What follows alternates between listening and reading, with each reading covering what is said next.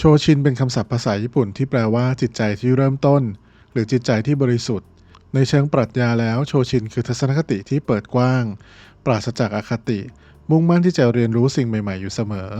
โชชินมีความสำคัญอย่างยิ่งในการฝึกฝนศิลปะและศาสตร์ต่างๆเพราะมันช่วยให้เราก้าวข้ามขีดจำกัดของตัวเองและบรรลุถึงศักยภาพสูงสุดของเราได้ในศิลปะการต่อสู้โชชินจะช่วยเราฝึกฝนอย่างสม่ำเสมอและมุ่งมั่นที่จะพัฒนาทักษะของเราอยู่เสมอ ไม่ย่อท้อต่อความยากลำบากต่างๆ ในศิลปะการทำอาหารโชชินจะช่วยให้เราสร้างสรรค์เมนูใหม่ๆ และรสชาติใหม่ๆอยู่เสมอ ไม่ยึดติดกับสูตรเดิมๆ และในศิลปะการใช้ชีวิตโชชินจะช่วยให้เรามองโลกในแง่ดี มีความสุขกับสิ่งเล็กๆน้อยๆ และพร้อมที่จะเรียนรู้สิ่งใหม่ๆอยู่เสมอ ในพอดแคสต์วันนี้เราจะมาพูดคุยกันถึงความหมายของโชชินในแง่มุมต่างๆ แล้วเราจะมาเรียนรู้วิธีการฝึกโชชินอย่างไรให้ได้ผล มาร่วมติดตามกันนะครับ สวัสดีเพื่อนๆอีกครั้งนะครับกลับมาพบกับผมนิววีรชัยในวันนี้ในหัวข้อของโชชินนะครับโชชินหรือจิตใจของผู้เริ่มต้นหรือจิตใจที่บริสุทธิ์ในเชิงปรัชญาแล้วมีทั้งหมด10หัวข้อใหญ่ๆที่วันนี้ผมย่อยมาฝากกันนะครับเรามาเริ่มกันที่หัวข้อแรกนะครับข้อ1คือการเปิดใจรับสิ่งใหม่ๆการเปิดใจรับสิ่งใหม่ในหลักการโชชินหมายถึงการต้อนรับความคิดความเชื่อและวิธีการที่แตกต่างออกไปจากสิ่งที่เราคุ้นเคยนี่คือการมองโลกผ่านมุมมองที่ไม่ถูกจำกัดด้วยความคิดเดิมๆหรือความเชื่อที่เรามีการเปิดใจช่วยให้เราสามารถสำรวจทดลองและเรียนรู้จากประสบการณ์ใหม่ๆได้อย่างไม่มีข้อจำกัดเรามาลองดูตัวอย่างกันนะครับลองนึกถึงบุคคลที่ต้องการฝึกฝนการทำโยคะหรือการเล่นโยคะแม้จะเคยฝึกฝนกีฬาอื่นๆมาก่อนแต่การเริ่มต้นฝึกโยคะต้องการให้เราเปิดใจและเตรียมตัวสำหรับการจัดท่าทางการหายใจและความท้าทายที่ไม่เคยประสบมาก่อนการไม่ยึดติดกับวิธีการฝึกฝนกีฬาเดิมๆและการยอมรับว่าจะมีการทำผิดพลาดระหว่างการเรียนรู้จะช่วยให้เราเติบโตและเรียนรู้ได้มากขึ้นและข้อปฏิบัติที่นำมาฝากกันนะครับเมื่อเราเผชิญกับสถานการณ์ใหม่ๆควรพยายามมองหาสิ่งที่เราเรียนรู้ได้จากมันแม้ว่าจะออกนอกเหนือจากคอมฟอร์ตโซนของเราควรหลีกเลี่ยงการตัดสินใจหรือมีความเห็นไปก่อนล่วงหน้าและเปิดใจรับฟังและสำรวจค้นหาวิธีการใหม่ๆที่อาจจะท้าทายความเชื่อหรือวิธีการเดิมๆที่เราเคยทำมาต่อกันที่ข้อที่2นะครับการปราศจากอคติการไม่มีอคติในหลักการโชชินหมายถึงการเข้าหาสถานการณ์คนหรือความคิดโดยไม่มีความคิดเห็นหรือความเชื่อที่กำหนดไว้ล่วงหน้าวิธีการนี้ช่วยให้เราสามารถมองเห็นคุณค่าความเป็นไปได้และความหมายที่แท้จริงของสิ่งต่างๆโดยไม่ถูกจำกัดด้วยเลนส์ของความเชื่อเดิมๆนี่เป็นการสร้างความเข้าใจและมองโลกในมุมที่กว้างขึ้นเรามาลองดูตัวอย่างกันนะครับคิดถึงสถานการณ์ที่มีการนำเสนอไอเดียใหม่ๆในการประชุมงานแม้ว่าความคิดนั้นอาจจะตรงข้ามกับวิธีการทำงานหรือความเชื่อเดิมๆของคนส่วนใหญ่แต่การมีโชชินคือการรับฟังและพิจารณาความคิดนั้นอย่างเปิดใจโดยไม่ให้ความเชื่อหรือประสบการณ์ก่อนหน้านี้มาทำให้เข้าใจผิดหรือปฏิเสธมันในทันทีเรามาดูในหลักการปฏิบัติกันนะครับในการเผชิญหน้ากับความคิดหรือสถานการณ์ใหม่ๆควรพยายามมองหามุมมองที่แตกต่างจากสิ่งที่เราเคยมีควรฝึกฝนการฟังและการตั้งคำถามเพื่อเข้าใจมุมมองของผู้อื่นโดยไม่มีความคิดเห็นไปล่วงหน้านอกจากนี้เรายังควรหลีกเลี่ยงการตัดสินใจหรือด่วนสรุปอย่างรวดเร็วที่อาจเป็นผลมาจากอคติหรือความเชื่อเดิมๆที่มีก็ได้ครับข้อที่3ความอยากรู้อยากเห็นการมีความอยากรู้อยากเห็นตามหลักการโชชินหมายถึงการมีความสนใจอย่างจริงจังและต่อเนื่องในการเรียนรู้สิ่งใหม่ๆและสำรวจโลกรอบตัวนี่ไม่เพียงแต่รวมถึงการเรียนรู้ในห้องเรียนหรือจากหนังสือเท่านั้นแต่ยังรวมถึงการเรียนรู้จากประสบการณ์การสังเกตและการทดลองการมีความอยากรู้ช่วยให้เราพัฒนาทักษะใหม่ๆและขยายมุมมองในการมองโลกได้ดีมาดูตัวอย่างกันนะครับ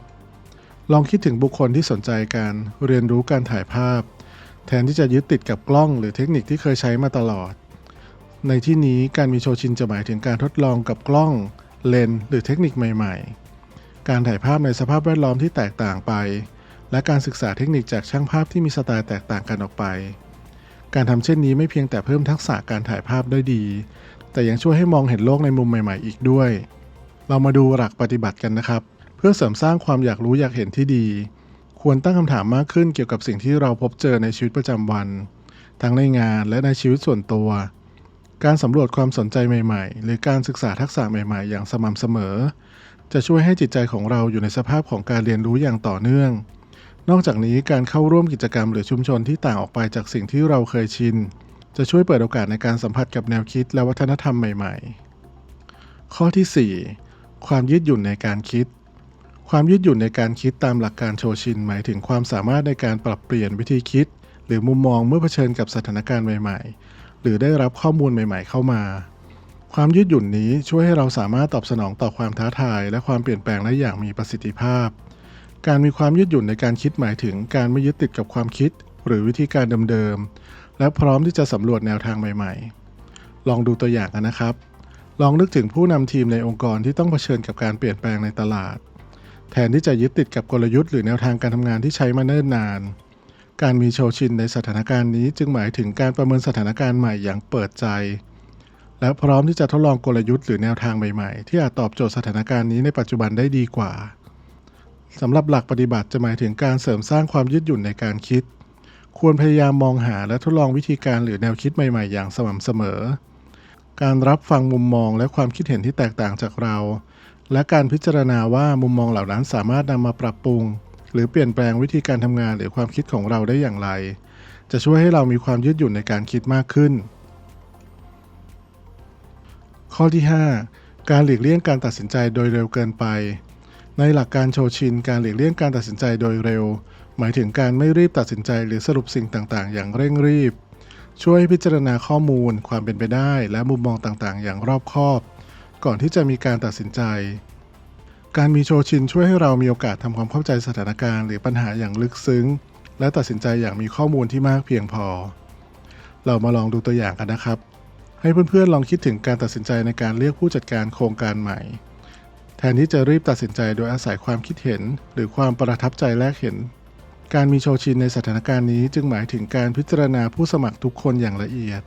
การศึกษาประวัติการทำงานความสามารถและวิธีคิดของพวกเขา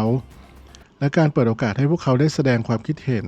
หรือแผนการทำงานเพื่อประเมินความเหมาะสมอย่างรอบคอบก่อนสำหรับหลักปฏิบัติในข้อนี้เพื่อหลีกเลี่ยงการตัดสินใจอย่างรวดเร็วควรใช้เวลาศึกษาและทำความเข้าใจสถานการณ์หรือปัญหาที่เราเผชิญอย่างละเอียดการพูดคุยกับผู้คนที่มีมุมมองหรือความเชี่ยวชาญที่แตกต่างจากเราและการเปิดใจรับรู้ข้อมูลหรือมุมมองใหม่ๆจะช่วยให้เราสามารถตัดสินใจอย่างรอบคอบและมีประสิทธิภาพมากยิ่งขึ้นมาต่อกันที่ข้อที่6นะครับการตั้งคำถามในหลักการโชชินหมายถึงการไม่กลัวที่จะสงสัยหรือถามคำถามเมื่อเผชิญกับสิ่งที่ไม่เข้าใจหรือต้องการข้อมูลเพิ่มเติมการมีโชชินในแง่มุมนี้เป็นส่วนสำคัญของการเรียนรู้และการสำรวจความรู้ใหม่ๆการมีความอยากรู้และกล้าถามคำถามเป็นการแสดงถึงจิตใจที่ไม่ยึดติดกับความรู้หรือความเชื่อเดิมๆและพร้อมที่จะเรียนรู้และปรับตัวเรามาดูตัวอย่างในหัวข้อนี้กันนะครับให้เพื่อนๆลองคิดถึงบุคคลที่เข้าร่วมการประชุมเชิงวิชาการหรือเสวนาแม้ว่าเขาหรือเธออาจจะไม่เข้าใจทุกเรื่องที่นำเสนอการมีโชชินจะหมายถึงการกล้าหาญที่จะยกมือถามคำถามเพื่อให้เข้าใจมุมมองหรือแนวคิดที่นำเสนอได้อย่างลึกซึ้งการทำเช่นนี้ช่วยให้เราเข้าใจเนื้อหาและสามารถนำไปใช้งานหรือศึกษาต่อไปได้ดีสำหรับหลักการปฏิบัตินะครับเพื่อฝึกฝนการมีโชชินผ่านการตั้งคำถามควรสร้างความเคยชินในการถามคำถามเมื่อเผชิญกับสถานการณ์ที่ไม่เข้าใจหรือต้องการข้อมูลเพิ่มเติมการฝึกฝนการฟังอย่างจริงจังและการสนใจในเนื้อหาหรือความคิดที่นำเสนอจะเปิดโอกาสให้เราสงสัยและถามคำถามที่เกี่ยวข้องได้ดีข้อที่7การยอมรับความไม่แน่นอนการยอมรับความไม่แน่นอนในหลักการโชชินจะหมายถึงการยอมรับว่า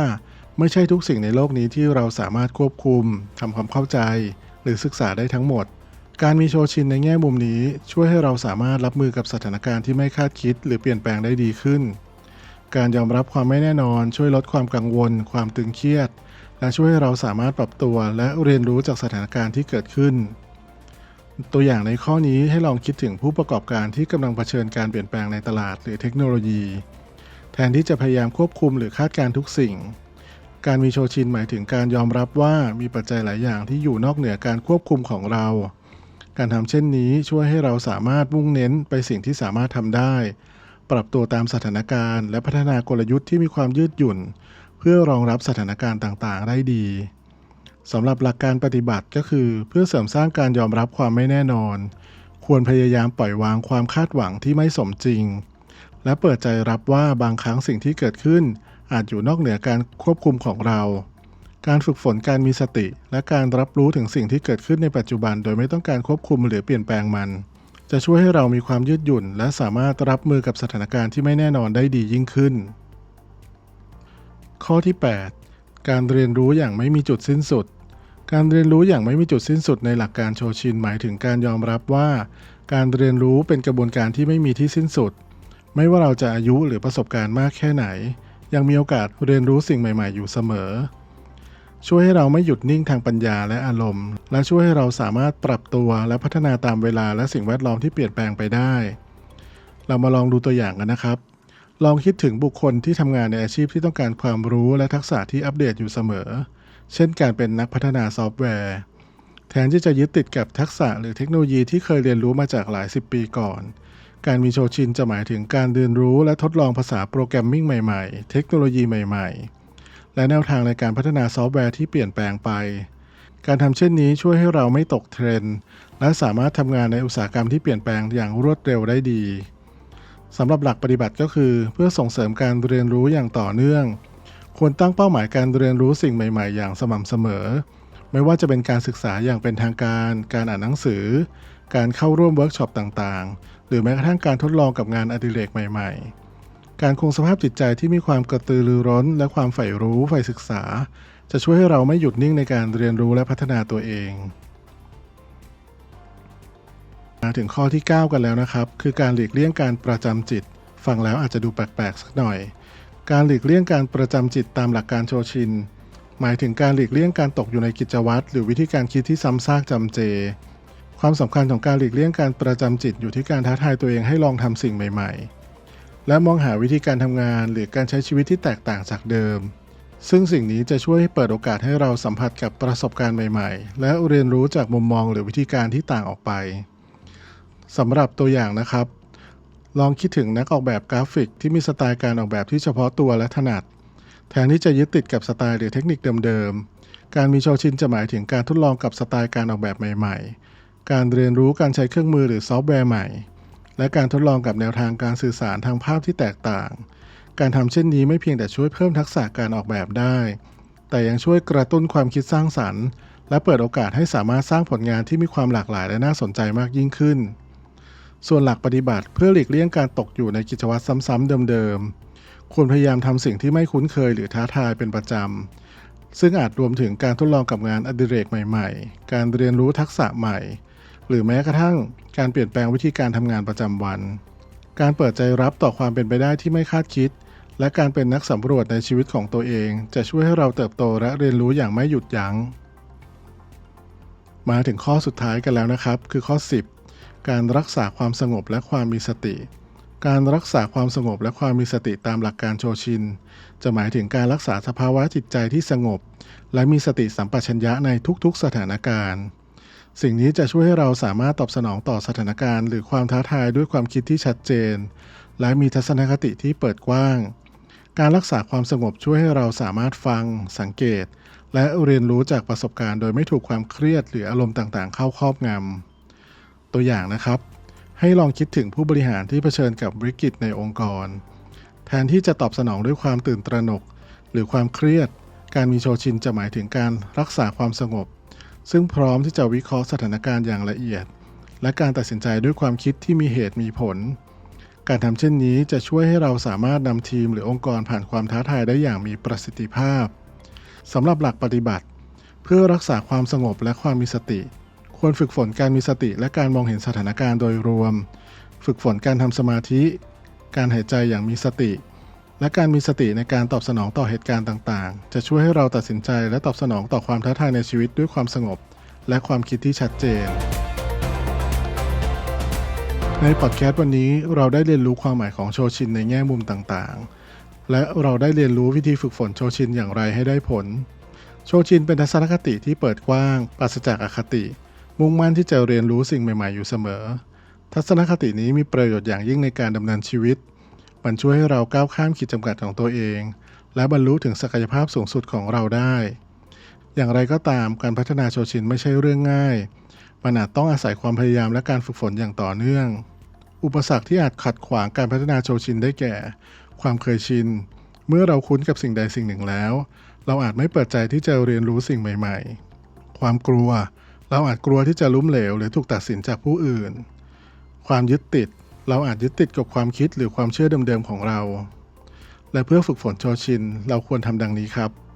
1. หมั่นสังเกตตัวเอง สังเกตว่าความคิดและการกระทำของเราเป็นอย่างไร